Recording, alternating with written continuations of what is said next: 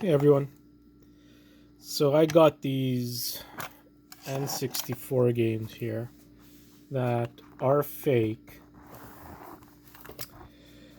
and I wanted to make a video, one to see what's inside a N64 game in regards to scrapping and whatnot. Obviously, a game like this you wouldn't scrap or anything if you had it, even if it wasn't working. The case itself, let's say the internals are damaged or whatever, the outer casings would be worth selling alone on their own, because people have cases that have labels that are scratched up or damaged that would want replacements. So this guy here is definitely fake, and there's a few ways to figure that out.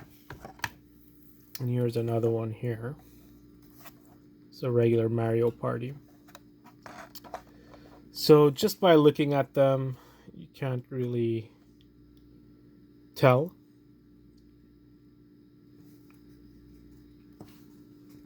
But things to look at, even with good copies, there's ways to tell. Like the covers might have spelling errors. I don't see any on these. Usually there's errors here too, but again, I don't see any at the moment. But if you turn it around right away, here's a real N64 game. And you can kind of tell right off the bat based on the color of the back. It's not super obvious, but this one is kind of like a grayish blue, and the fonts are a little different. The white is more white on this fake one. Like I said, the gray is kind of a grayish blue, and on this guy here, it's like a deep gray, and the white is not as white. Another thing on this guy here, you can see it's already bubbling on the sides. If you hold it to the light a specific way, you should be able to see engraved numbers, which you don't see in this one. And if you take the original one, you see that 41. Well, the original ones should have some kind of engraving also. Another trick externally to see if they're fake or not are the screws here on the back. So if you get really up close to them, there is a difference. See here on the real one, the screws they have grooves in them, and it's all nice and not rough looking. Can't get, oh, there you go. Trying to get a good, there you go. You can kind of see there's grooves in the screws, and nice and smooth. If you look at the fake one, there's not actually grooves. They're kind of like more squarish,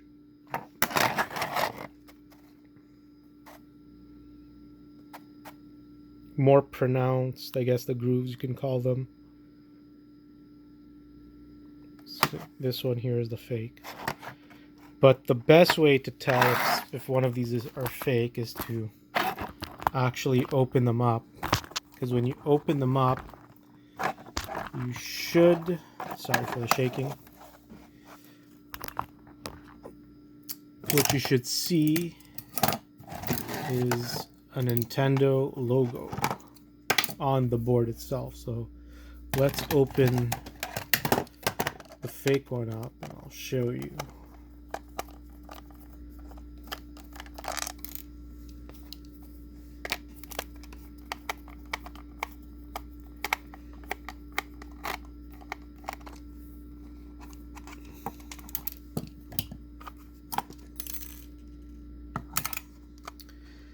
And if you handle a lot of these, you can even tell by the plastic itself. The plastic has a different feel to it. So right away when you open up one of these fake ones, what you see missing right away are screws over here. That's a dead giveaway. There should be 2 screws holding this plate onto the cartridge. So let's pop this out. So another way to tell this is a fake when you open this up is the battery. This is not the way the battery would be in any of these games. And I'm not even sure if there is a battery in the original ones, but you can see that. And also look at this here. Look how dirty and gunky it is when this was made. This was not made very well. And the most important factor when you look at one of these boards, the Nintendo logo or name is nowhere to be found. So now let's open the official game from Nintendo. And once we do that, we'll talk about scrapping one of these guys.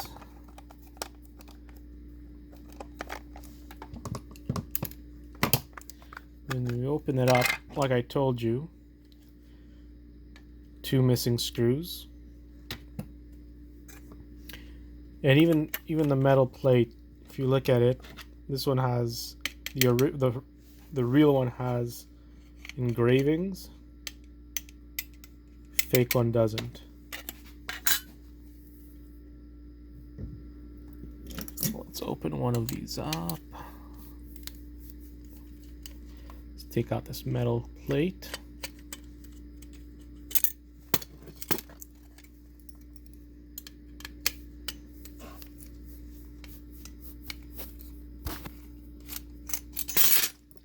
Alright, so let's look at how different these look. So, like you can see off the bat, there's the Nintendo logo, the Nintendo part number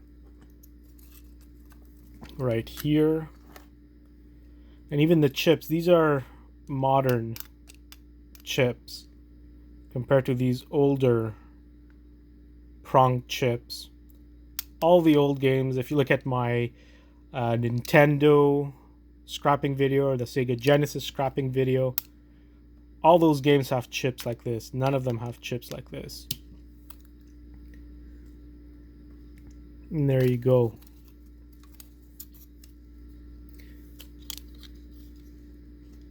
Look at how much more simple the original one is compared to the fake one. So let's put these separate. So scrapping wise, let's say you had one of these. It's a shitty old game that might have not shitty as shitty sports game or something that doesn't have much value, maybe $1 or $2. Get one of these full of liquid damaged or so such bad shape's not even worth selling. What you got is, for the gold recovery people, you have all the pins here, and you got the IC chips. Nice and simple. A little bit of gold inside here too. And people who don't do the recovery, they'd probably just pop this in their gold pin board pile, and that's pretty much it. Nice and simple. And like I said, let's say you do have a Mario Party, Mario whatever, or any of the very expensive games like Conker's Bad Fur Day or Worms Armageddon, these $100 games. Let's say the board or the chips are so badly damaged that it doesn't work anymore. but the covers are nice. You can actually probably sell those covers for a good value. So really, if you decide to ever scrap one of these things, it should only be sports games, because no one's gonna try to fix them, and no one cares about the covers either. If you have something more valuable, someone might try to fix it or want the covers, the plastic cases, to fix up their copy. So that's pretty much my video. Just wanted to show you guys the difference in fakes. Like I said, the best thing to do when you're buying N64 games, pretty much the number one way to know if it's fake or not is to open it up. And this is quite important. Nice little, nice little bit here that opens up N64 games, not Sega Genesis, Super Nintendo games, Nintendo games. There's a bigger socket for Sega Genesis games. It's right here. I use these quite often. This is also good for consoles. Not a bad idea to get one of these if you deal with video games a lot, or you're a collector and you want to check your games. Just grab one of these. So that's the end of my video. So like and subscribe. Here you go, one last shot. Fake versus real. Real, fake. If you guys have any suggestions or comments, let me know. I'm all ears. Like and subscribe. I'll talk to you guys soon.